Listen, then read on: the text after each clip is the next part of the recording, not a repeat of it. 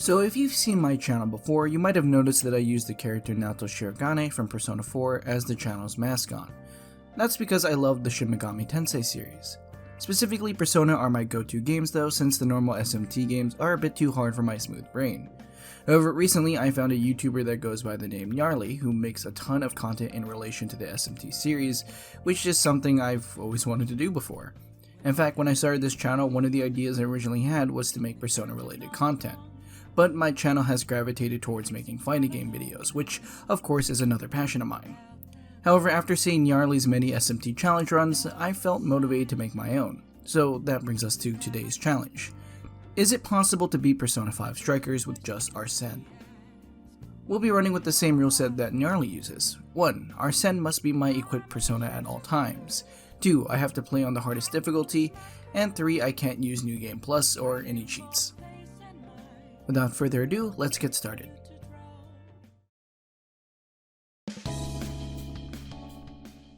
After watching the game's opening and creating a new game, I remembered that I had the All Out Attack Pack DLC, so I immediately had to ask myself if I should be allowed to use the contents inside it. And I decided that the Armor Pack and the 10k Persona points would be fine, however I would leave the skill cards alone, since being able to have them from the get-go really ruins the point of the challenge. After that, I watched the opening sequence and I was brought to our very first fight. Now, Persona 5 Strikers is definitely a different game compared to other SMT games, as its combat is inspired by the Dynasty Warrior series. But all the Mega 10 essentials are still there. There's demon collecting, and it still works off a press the attack concept, where hitting an enemy with their weakness knocks them down and gives us an additional attack. However, with this new hack and slash gameplay, it gives us a new dodge mechanic, which we will be especially relying on since enemies hurt much more in this game, and our sense stats aren't really that great. But the important part about being able to dodge is that we're going to be able to avoid Ice and Bless, the two elements Arsene is weak to. Anyway, after going through our very first fight, we're thrown into the game's opening again, which this time I skip. After that though, we get a text from the gang about getting back together for summer vacation, and we head over to LeBlanc to make plans. At this point, I get a huge bit of nostalgia.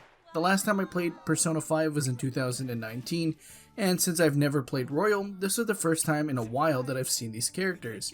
And the memories of all the things that we've done together just got brought back into my head. We catch up on what everyone has been up to, and we eventually make plans to go on a camping trip. And Futaba tells us all to download a new app called Emma, which is a powerful AI assistant that is basically the equivalent of Cortana or Siri, which also apparently has a friends list. If you input a certain keyword, you can add someone on Emma. I'm not quite sure why a virtual assistant would have a friends list, but plot, I guess? Anyway, here we finally get to set our difficulty, and I of course choose hard mode.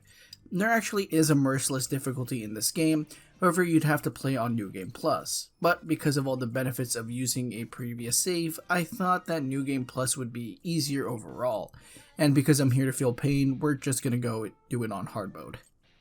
After fumbling with which battle theme I liked more, I confirmed my settings and officially the challenge was on its way.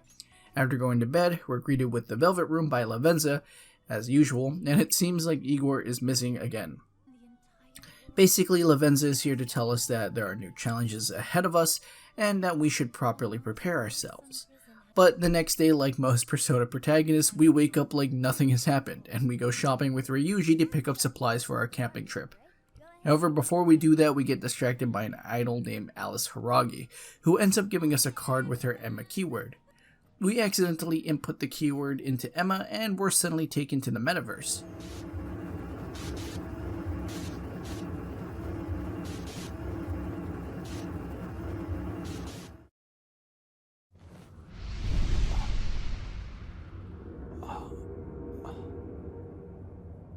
I don't know. Feels like... Whoa! What happened to you guys? Not just me. You changed too. Whoa! For real? Huh? Looks like this place is connected to the metaverse. And after a fight that shouldn't have been that close, we're captured and presented in front of Shadow Alice. Personally, I'm not a big fan of Alice's design, in both her shadow and her normal outfit, but that's besides the point. Anyway, she tosses us down into the garbage dump where I interact with the strange box, and here we meet Sophia, humanity's companion. I am Sophia, humanity's humanity's companion. You'll be hearing that a lot. Sophia decides to assist us in escaping even though we just met her, but we decide to let her join us. And after obtaining a breath sash and an HP incense, I toss both onto Joker just in case I make a mistake and basically lose all my health again. Luckily that doesn't happen, and after a few more fights we obtain our second persona, Pixie. Past that, we go up against our very first boss fight, Bicorn, which immediately forces me to use my newly acquired Pixie to cast Zeo on it. Because I'm forced to do this, technically I can't beat the game with just Arsene, so that's it. It's impossible to beat Persona 5 Strikers with just Arsene. Thanks for watching. However, since that is a really unsatisfying way for this challenge to end, I decided I'd let it slide. After casting Zeo, I immediately switched back to Arsene anyway, so I don't think it mattered that much. This first mini-boss really wasn't an issue, and it pretty much only used lunge, and after a few rotations of just dodging then smacking him up, we defeat him. Sophia shows us a way out, and we head back into the real world, where we find out that Sophia is a super powerful AI, kinda like Emma, and we decide that we should inform the rest of the group to find out what we should do. When we introduce Sophia to everyone, we discuss how Emma was able to transport us to the metaverse, and Futaba also takes an immediate interest into Sophia. And she starts to look into her source code for clues about her past. Something I neglected to mention was that Sophia has no memories of her past, only that she is humanity's companion. Anyway, after a few more cutscenes and an investigation, the group decides to take down Alice, and finally we have the freedom to take over the jail. Now that we have the freedom to do just whatever, I think I should talk a little bit more about my plans. Since we're restricted to just Arsene, there's a whole load of problems I'm going to have to solve. 1. Arsene doesn't really receive many stat growths when leveling, and at max level he only has around 24 in each stat, which is abysmal. And because of that, Joker's general damage will be below average, and he'll most likely die from 1 or 2 big hits. 2. There is a mechanic that will allow me to upgrade his stats using persona points, but we won't be able to use that till the 5th dungeon, and with how that system works, in order to max a stat from around 24, it would cost roughly 25 million persona points. I bet you can guess why I said using the DLC pack's 10k persona points won't really make a big difference. However, I think it's going to be mandatory to increase my stats, so at some point we're going to have to look at it. 3. I will need to grind for skill cards. Arsene doesn't really learn too many skills, and they're very spaced out, so in order to fill that gap, I'm going to have to earn skill cards. The ones I'm going to be looking for are specifically defensive ones, you know, the typical dodge or null skills. Unfortunately, we won't be able to get any absorb skill cards because those are restricted to merciless mode. We're going to need those to make sure that Joker doesn't die, which reminds me, I'm adding a 4th rule. Unlike other Mega 10 games, when the MC dies, it doesn't give you an immediate game over. So, because that cheapens the general challenge, I've decided that if Joker dies, I have to restart from a previous save. Otherwise, I could always just swap to another one of the Phantom Thieves and use their actually good stats instead and not really worry about developing Joker. And while I won't restrict myself from using any of the other characters, I will mostly have to play on Joker, since if he's left unattended, he will die very quickly, which I think is a very fair ruling. Anyway, in order to reach Shadow Alice, we're going to have to break into her castle. Unfortunately, there are spotlights all around the entrance, and there are sentries that trigger whenever something crosses the spotlights, so that will be an issue. Fortunately for us, Futaba discovers there's a way to disable them, but we'll need to find their power source, which is further away. On the way there, I'm basically taking every combat encounter I can, in order to power level my party, as well as to look for skill cards. At this point, I'm specifically looking for Sukukaja. From what I've noticed, Sukukaja actually makes a huge difference in avoiding damage in this game, so we'll be trying to leverage that since our Joker's defense is going to be about the same as a wet piece of paper for the better part of the run. We eventually find a stronghold with a bunch of prison cells where we think the power source is held, and we do end up finding the power source there, which is actually a dress designed by Alice. We also find that there are 2 more power sources, so we're going to have to deal with those as well. Also, the Phantom Thieves decide to call these strongholds prison keeps. A lot of information for you. There's actually something cool about Strikers I want to bring up. Do you remember how in some of the important boss fights in Persona 5, there was some interaction with the environment to gain an advantage? Whether it was to send someone to knock down Kamoshida's crown, or to shoot the glass pane on Sai's roulette wheel? Yeah, well, in Strikers, environmental interaction is basically everywhere. My favorite are the skateboards.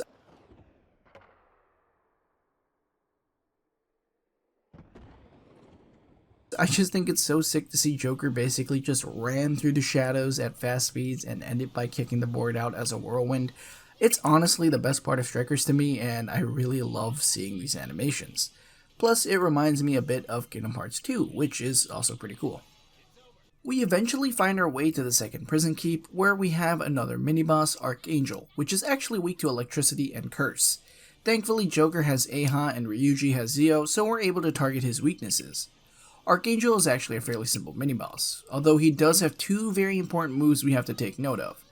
One is that he has Makoha, which is a blessed damaging attack which, if it does hit Joker, will definitely spell out trouble. But since Makoha's projectiles are slow, I'm not too worried about getting hit by them. 2, he has Vajra Blast, and while in Persona 5 and Royal this attack would hit the entire party, instead it's an AoE physical attack centered on himself. So in order to beat this guy, it's a very simple plan. Wail on him until he casts Vajra Blast or Makoha, which we then dodge and then jump back in. We repeat this process until we win, and in about 3 minutes, he goes down. We then find the second power source, and this time it's a magazine that Alice is on the cover of.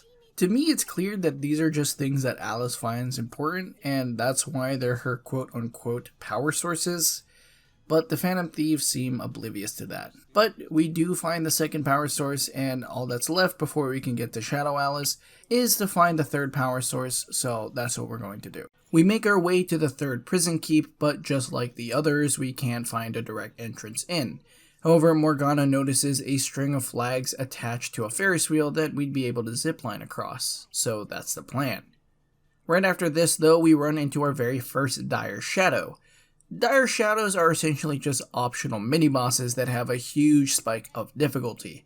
We probably won't fight them all, but they do offer up some decent items and good EXP, so we'll look into those later. But continuing with our current goal, we head to the Ferris wheel, and before that, you guessed it, we have another mini-boss. And after beating it, we head into the prison keep and get to the very last power source, which is actually a famous CD album of Alice's. After that, the jail goes on high alert, and the Phantom Thieves get caught. Also, a giant gate blocks the entrance to Alice's castle now, so we'll have to deal with that at some point. Because there's now an overwhelming amount of forces, apparently, the Phantom Thieves have to retreat to the real world. And after that, they decide to get some food and discuss the current state of their infiltration, so the gang heads back to LeBlanc. But on the way there, Anne gets harassed by a drunk office worker. However, a bearded man intervenes and kicks the drunk guy's ass. We then find out that he's actually with the police and that he wants to talk to us. This is where we find out his name is Zenkichi Hasagawa, and he informs us that the police have noticed the change of hearts going around, and they suspect the Phantom Thieves are behind it. He says that the police will try to arrest us soon, but he leaves us with a deal to try and prevent that arrest. Give him whatever information we know and we won't be arrested. The Phantom Thieves decide that they should focus on Alice for now and ignore the detective. Which brings us to our next issue. Before we left, there was a large gate blocking the entrance to Alice's castle, so we are going to need to find a way to open the gate. But with the security being so high now, the jail is bound to have a whole load of enemies just waiting for us. So we'll need a distraction.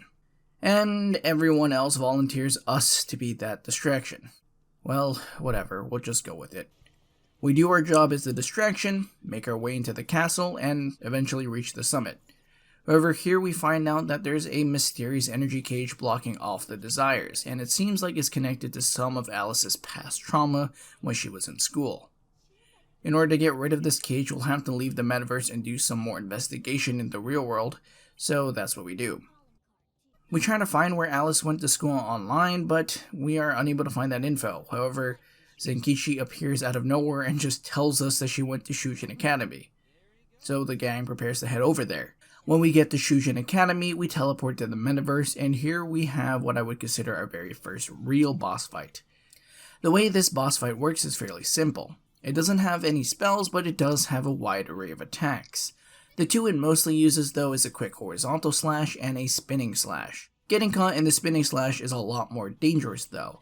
It does a lot of damage and it can stun lock you, which allows for other enemies to hit you while you're stun locked. In my first attempt, I try to conserve my healing items, and after a few bad dodges and poor positioning, Joker goes down, which means I have to restart the fight. Unfortunately, there's no easy way to reset other than to close and reopen the game, or purposely kill all my characters. So I just run them towards the Lockkeeper until everyone is dead, and then I get the option to try again. This time I'm a lot more liberal with my healing items, and on this attempt we even take the Lockkeeper into its second phase. Now it'll randomly disappear and teleport near an ally before delivering a heavy blow. This isn't too much of an issue because it's super telegraphed, and with more patience we're able to take out the Lockkeeper. Hang on. Something's up.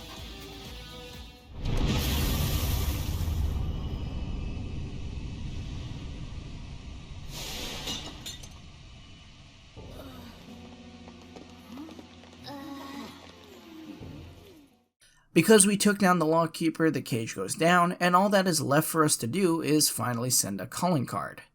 Anne decides that she's going to be the one to write the message on the card, and Futaba gets ready to make our grand reappearance amazing. However, before we send the calling card, I decide I do a little bit more grinding. Essentially, to grind out my levels, I rotate around Bunkamachi East, clearing every shadow I see, and eventually rotating back to the checkpoint, which I then leave and then rejoin. I even tried to take on the Dire Shadow here once, but that didn't end well at all, and I decide I'm just gonna leave him for now. In order to grind out a few more persona points, I delete every persona I get instantly, as well as buy some of my previous ones from the register, just to delete them for more points. With this process, I get my party to level 19, and I get Arsene to level 15. I could go further, but at this point I think doing more would be pointless. I also finally find a Null Brainwash and Sukukaja skill card, which I both teach to Arsene, and I feel pretty confident about fighting Alice, so I decide to send that calling card. Once I do that, we're treated to this cutscene. In other news, Akira Konoe, founder of Medice, announced a joint project with one-time rival company Pineapple. Tech heads are fired up with anticipation at the news, awaiting further details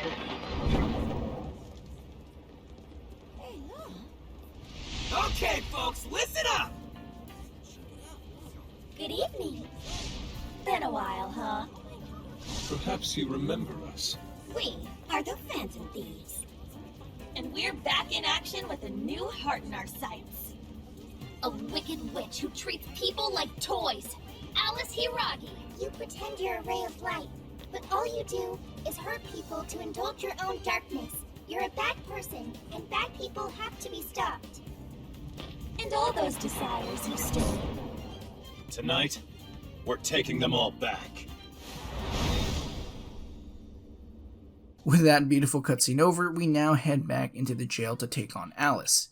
We confront her on top of her tower, and she transforms into Mad Rabbit Alice. There is a whole load of things we have to be careful of in this fight. For one, Alice does a whole load of physical damage, and she can easily 3-shot any of the Phantom Thieves. Alongside her high physical damage though, she also has access to a few side damaging skills, which is unfortunate because I've been using Makoto as my go-to support member, and she is weak to Sai. So because of that, I have to pay extra attention to her, and even though I played really carefully with her, she does go down once in the fight. Luckily, I had a revival bead, so I was able to get her back up though. Occasionally, Alice will use a move called Feast Your Eyes, and she'll start to violently do a spin attack in the center of the arena while firing out side damaging projectiles. This is fairly easy to deal with, but it's important to note that at the end of this attack, she'll slam into the ground and cause a fast moving shockwave. If you get hit by this, she'll delete roughly 40% of your health, so you'll want to avoid that. Luckily, you can actually interrupt her by using any of the unused party poppers on the side of the stage. And after getting her health to about 50%, she'll get onto all fours and move to her second phase. This is where I needed to kick it into overdrive. In this stage, she gains a whole new set of moves that focus on dealing high physical damage, and getting hit by any of these moves hits like a truck, so we need to be careful. She also starts to use a move called Brainjack that has a high chance of inflicting Brainwash, which is why I put Null Brainwash on Joker, because if Joker gets an ailment on him, we won't be able to switch back to him, and if we can't switch back to him, there's a higher chance for him to die by AI. However, the most important move I had to pay attention to was Slice and Dice. When Alice uses this move, she'll start to roll around at high speeds around the stage, and getting hit by this move is basically death, so I had to make sure I was very, very mindful of it. But if I am able to pay attention to all these things, it is possible to beat her, and because of that, we were able to beat her on our first try. Big! Did we do it?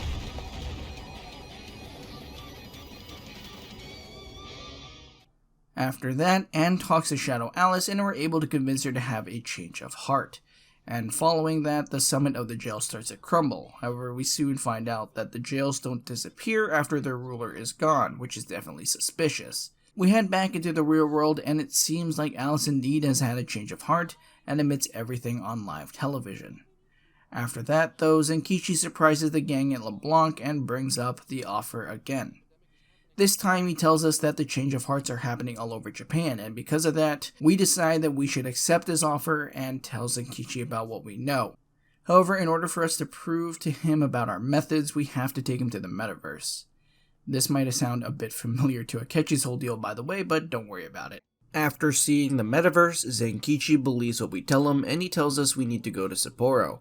He also tells us that we need to find our own way there and to avoid public transportation, because the other monarchs will be looking to take us down.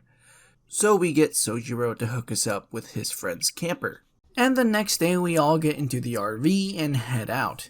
On the way, the gang talks about sightseeing on the way to Sapporo to enjoy their summer vacation. And you know what? I totally forgot that this was the original reason for Joker coming back.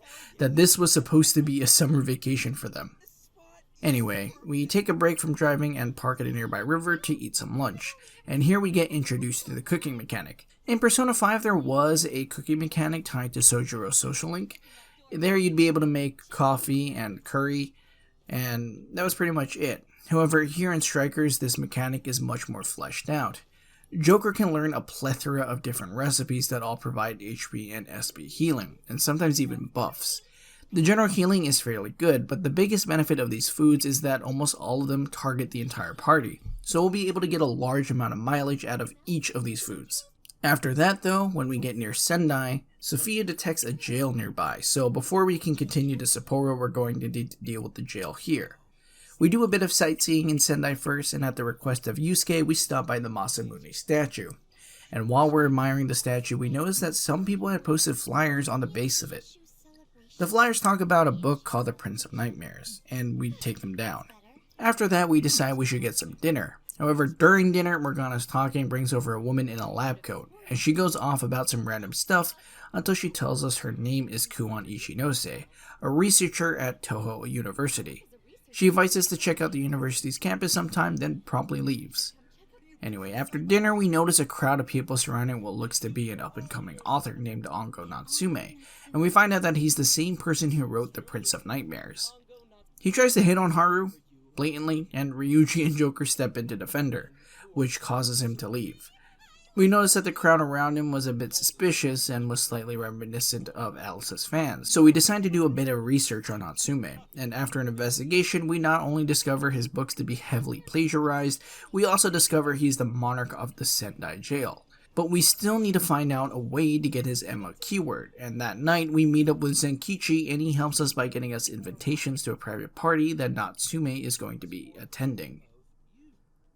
At the party, we overhear him talking down on the Sayuri, so Yusuke pretends to be a new fan of his to obtain his Emma keyword, and after getting it, he goes off on Natsume.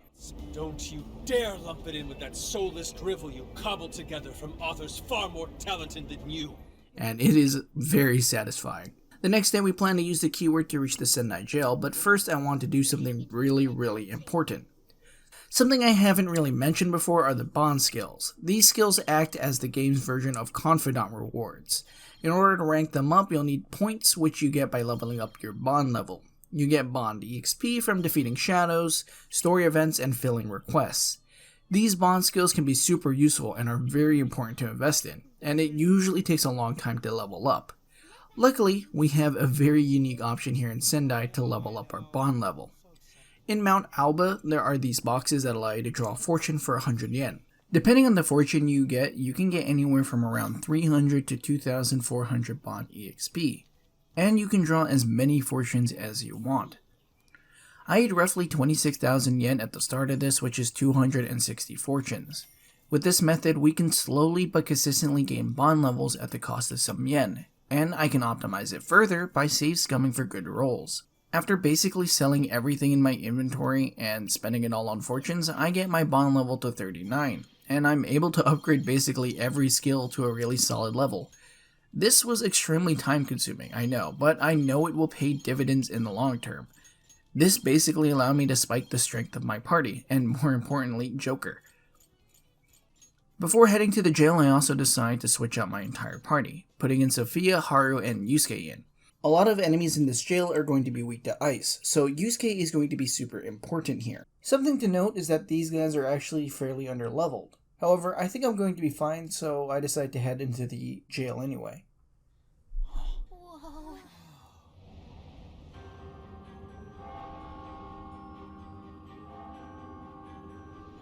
And after entering into the jail, we quickly get stopped by a shadow named Doma, who tells us he's a member of the Fearsome Four, as well as a servant to the Prince of Nightmares, who I'm going to assume is Ango Natsume.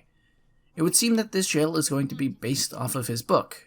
However, despite its many quirks, this jail is going to be very similar to Alice's. We're still going to need to collect 3 power sources to get to our Monarch, and while I'd love to go as in-depth as possible, I don't think that would be feasible for the length of this video.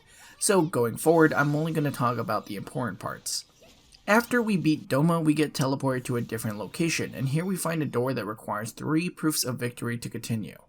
These are the 3 power sources, and just like Alice, we'll have to find them in prison keeps. Only this time, the mini-bosses will be different members of the Fearsome Four. We make our way to the first power source, and when we get there, we meet the second of the Fearsome Four, Auntie.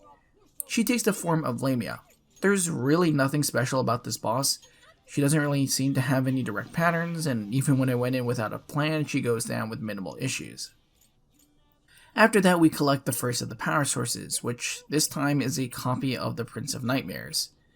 After this, we start to look for a second prison keep, but in order to get there, we have to open a bunch of colored doors with matching orbs. We do this, and when we get to the second prison keep, we meet the third of the Fearsome Four, Cougar. The great Cougar! Cougar takes the form of an Orthus, and to be honest, he's actually easier than Auntie and Doma, and he goes down the quickest. Again, there's really no strategy against this guy. He's really simple. And after collecting the second power source, we find that this time it's a writing award. At first, we think that he might have got it by stealing desires, but we soon realize that this award was given before the change of heart started occurring, so that's unlikely. He actually probably won this award legitimately. With that, there's only one more power source left to obtain, and on the way to the third prison keep, we also have to do invisible platforming, which I hate. Inside the third prison keep, we meet an old man named Betero, who is the fourth of the Fearsome Four, and he also hits on Anne, like seriously. Anne and Haru just can't ever catch a break with guys. Anyway, he takes the form of Eligor, and unlike the rest of the Fearsome Four, he actually poses a bit of threat. First off, he's the only one that is not weak to ice, and because I don't have Ryuji in the party, there's no way for me to hit his weakness. He'll also often cast Tarukaja on himself, and he'll try his best to make sure that he has that buff at all times. He also likes to use Lunge, which he'll cast multiple times in a row, which makes his whole body a hitbox. Occasionally he'll throw a Memory Blow, which is an attack that draws nearby opponents in before delivering a big blow, which we do not want to get hit by, especially if he has Tarukaja up. Alongside high physical damage, he also has access to 2 fire spells, Miragi and Agilao, which means that I have to be much more mindful with how I use Yusuke. And in my first run, because I'm paying too much attention to Yusuke, Joker goes down, and you know what that means. Time to restart. However, on my second run, I pay more attention to Joker, and because I get more comfortable with his moveset, he goes down. We get the last power source, and this time it takes the form of a fountain pen, and we decide to retreat for now. Following that though, Futaba gathers everyone for a meeting to talk about something that's been on her mind. It seems she found out that some of Alice's fans have not reverted back to normal, which is a problem, but it's not like we can just head back to Shibuya to investigate it. That is until Sophia reveals that we can actually go back to the Shibuya jail from anywhere, which is pretty cool I guess, but what? This is the introduction to the request mechanic, and after accepting the request and completing it, it's time for us to head back into the Sendai jail. At least, that's what I'd like to say, but unfortunately I can't. You see, because of some hardware limitations I have, I was recording this video in big chunks. I'd essentially record a full session of gameplay, write up that portion of the script, record the audio, edit and render it, then delete the old recordings to save space. Unfortunately, this can cause issues if a recording gets corrupted or permanently deleted on accident, and in this case it was the latter issue. So because I still want to document and complete this challenge, I decided I'd redo where I left off, but I have to re-record it, and because of that I'm going to have to make a part 2 and make this a series. So yeah, gonna end the video here. Kind of an abrupt way to end the video, but hey, what am I gonna do? However, I do hope to see you in the next one, and I hope you have a great day.